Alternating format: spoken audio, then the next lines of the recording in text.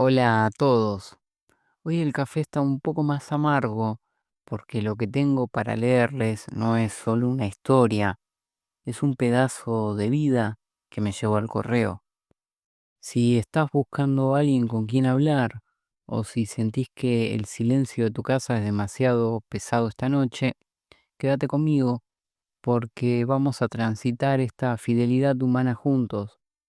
Esta historia, o mejor dicho, este correo que vino de un hombre que prefirió llamarse El Fantasma y nos cuenta cómo el desprecio lo llevó al fondo y cómo una mano inesperada lo sacó ahí. El correo comienza así. Hola Martín, te escribo un domingo a las 2 de la mañana, ese horario donde la honestidad sale sin permiso. Te escucho siempre buscando esa compañía silenciosa que tanta falta nos hace a los que ya pasamos los 50 y nos dimos cuenta de que el éxito que nos vendieron era de plástico. Yo fui un hombre poderoso, o eso creía. Tenía una constructora, manejaba autos que valían más que la casa de mis empleados y sobre todo tenía una soberbia que no me dejaba ver el suelo. Para mí, la gente se dividía en dos grupos, los que servían y los que estorbaban. Mi drama empezó un invierno en Buenos Aires. Salí de una reunión, eufórico, y en la esquina de la calle Corrientes se me acercó una mujer. Estaba sucia, con un carrito de supermercado lleno de cartones. Me pidió fuego. Yo, en mi nube de arrogancia, le grité que se corriera, que me ensuciaba. Le dije algo que todavía hoy me carcome la mente y la conciencia. La gente como vos es el cáncer de esta ciudad. Eso le dije. Ella no me respondió. Me miró con una lástima que me enfureció más.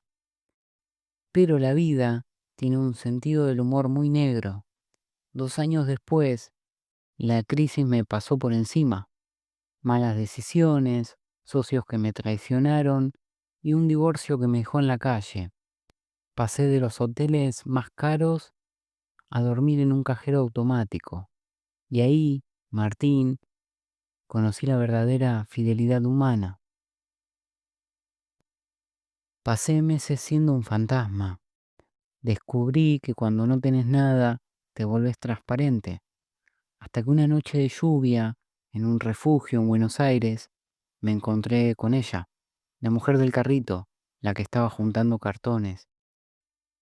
No me reconoció, me vio temblando de fiebre y me trajo un caldo en un tarro de conserva. Hablamos durante horas. Fue la primera vez en mi vida que escuché a alguien sin pensar en qué me podía dar a cambio. Ella me enseñó que la soledad no es estar solo, sino haber olvidado cómo ser humano. Me dio una manta que era lo único que tenía de abrigo. Me dijo, el frío no mata, lo que mata es el olvido. Esa noche entendí que mi traje era mi cárcel y que Elena, en su pobreza, era libre. Empecé a ayudarla con los cartones. Yo, el gran constructor, ahora cargaba cajas para vender por peso. Y Martín, nunca me sentí tan útil. Un día, un ex socio me vio y me ofreció un puesto de capataz en una obra pequeña. Acepté con una condición. Elena tenía que venir conmigo. Hoy, 5 años después, sigo ahí. No tengo lujos, pero tengo paz. Elena vive conmigo, es mi familia.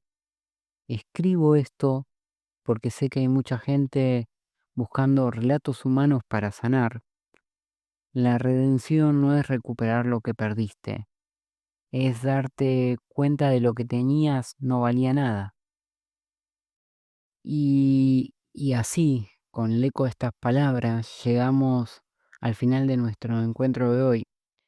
Me pregunto cuántos de ustedes estarán del otro lado con la mirada fija en una ventana, simplemente dejando que estas historias les hagan de escudo contra el ruido del mundo. Si hoy estás solo y si te sentís solo, quiero decirte algo.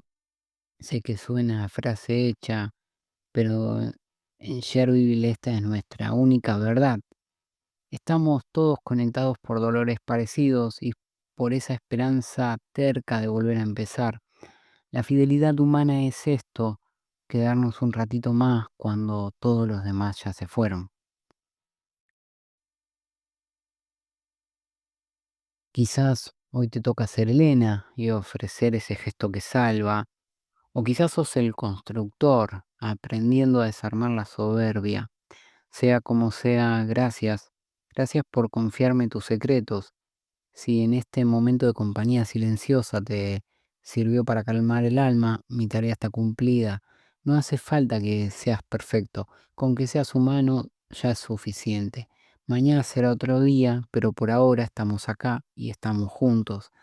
Te invito a que me dejes en los comentarios una palabra que resuma cómo te sentís. Los voy a estar leyendo a todos con un café de por medio.